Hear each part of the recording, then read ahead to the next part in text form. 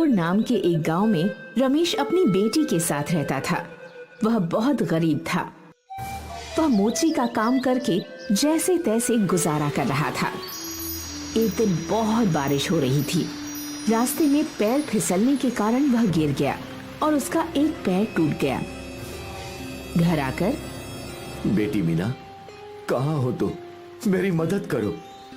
मीना अपने पिता की आवाज सुनकर भाग कर आती है और उन्हें देखकर रोने लगती है और कहती है, पिताजी, आपको इतनी चोट कैसे लग गई? रमेश रास्ते में हुई सारी बात बताता है। उसे सुनकर मीना सोचती है, अब घर कैसे चलेगा? घर में बहुत थोड़ा सा ही सामान है और इतनी बारिश हो रही है, कोई काम ढूंढने भी नहीं जा सकती। रमेश के घर से थोड़ी दूरी पर गांव के मुखिया रामलाल का घर था। वह बहुत अमीर आदमी था। उसका एक बेटा भी था जिसका नाम गोपाल था। गोपाल बहुत घमंडी लड़का था। कुछ दिन पहले ही मीना ने अपने पिताजी को रामलाल से बात करते सुना था कि उन्हें किसी काम करने वाली की जरूरत है। मीना रामलाल के यहाँ जाके, काका, तुम्हारे घर काम वाली की जरूरत थी ना? हाँ थी, तो पर तुम क्यों पूछ रहे हो? काका, मुझे ये काम की बहुत जरूरत है। मेरे पिताजी का एक पैर टूट गया है और अब वो काम पर भी नहीं जा सकते हैं। मुझे वो काम वाली का काम दे दो। जितना पैसा आपको ठीक लगे उतना दे देना। रामलाल इस मौके का फायदा उठाना चाहता है और सोचता है, अरे ये तो अच्छा मौका है, कम पैसों में काम वाली मिल गई। अच्छा ठीक है, कल से आ जाना। मीना सुबह उठती है और पहले घर का सारा काम करती और फिर अपने पिताजी को दवा देती। उसके बाद रामलाल के घर जाती और सारा काम करती। काका, सारा काम हो गया, अब मैं घर जाऊं? ठीक है, जाओ, कल जल्दी आ जाना। कल गोपाल के कुछ दोस्त आने वाले हैं तो उनके लिए खाना बना देना। सिर हिलाकर, ठीक है काका। मीना घर जाती है तो देखती है कि घर में कुछ बचा नहीं है पकाने को और सोचती है, क्या बनाऊं और पिताजी को क्या दूं? मुझे भी बहुत भूख लगी है और कुछ खाने को भी नहीं है। तभी उसकी नजर रोटी के डिब्बे पर पड़ती है। उसमें 2 रोटियां होती हैं। मीना पिताजी को वो 2 रोटी और नमक दे देती है और खुद पानी पीकर पेट भर लेती है। रोटी देखकर, बेटी मीना, तूने कुछ खाया कि नहीं? हाँ पिताजी, मैंने काका के घर पर खा लिया था। ऐसा कहकर मीना भूख से रोती हुई सो गई।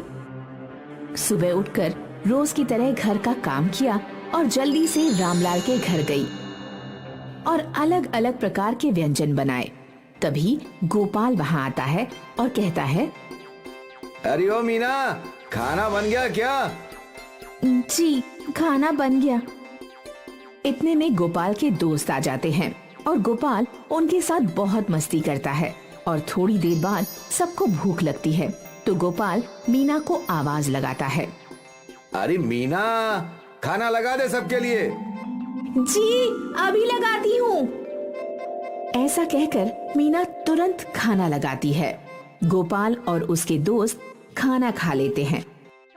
उसके बाद गोपाल मीना को आवाज लगाता है, ये सब ले जा यहाँ से, जो बचा है उसे कुत्ते को दे देना। साहब, एक बात कहूँ, आप सबने कितना सारा खाना बर्बाद कर दिया है। हमें जितनी भूख हो उतना ही खाना प्लेट में लेना चाहिए। खाना बहुत कीमती होता है, हमें इसे ऐसे बर्बाद नहीं करना चाहिए। यह सुनकर गोपाल को बहुत गुस्सा आता है और वो बोलता है, ये सब मेरा है, मुझे कितना खाना है और कितना प्लेट में छोड़ना है ये सब मेरी मर्जी है, समझी? तुझे तो मैं बताता हूँ, पिताजी को आने दे।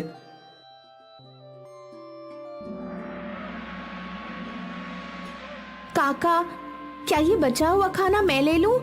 वैसे भी कल इसे कूड़े में ही फेंकता है। ठीक है। अगली सुबह मीना आती है और काम करके बचा हुआ खाना लेकर जा रही होती है। तभी, ये तुम्हारे हाथ में क्या है? बेटा कुछ नहीं, बचा हुआ खाना है जो हम कूड़े में फेंक देते हैं। कुछ दिन बाद मीना रामलाल से अपनी तनख्वाह मांगती है वहाँ खड़ा गोपाल कहता है, कौन सी तनख्वाह? तुम तो रोज यहाँ से इतना सारा खाना ले जाती हो, तो पैसे किस बात के? साहब, वो खाना तो वैसे भी कूड़े में फेंक देते आप। अगर उससे किसी की भूख मिटती है तो भगवान आपका भला करेगा।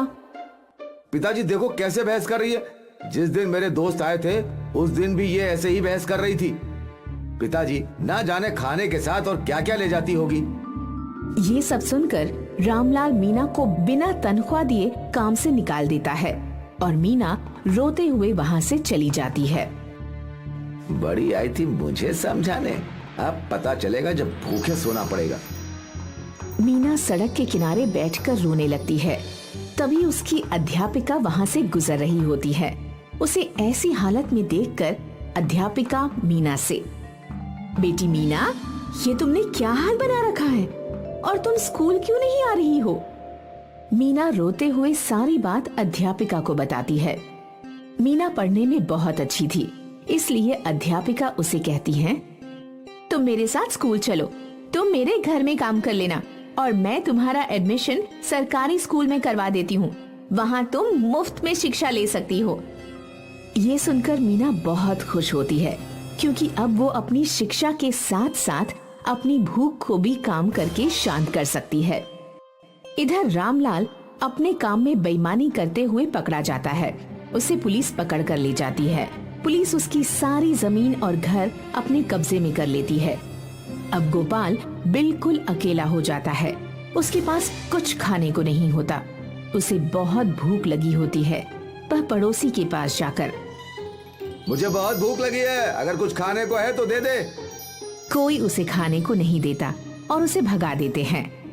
वहीं से गुजर रही मीना ये सब देखती है और गोपाल को अपने साथ ले जाती है और उसके घर जो रूखा सूखा होता है वो गोपाल को खाने को देती है।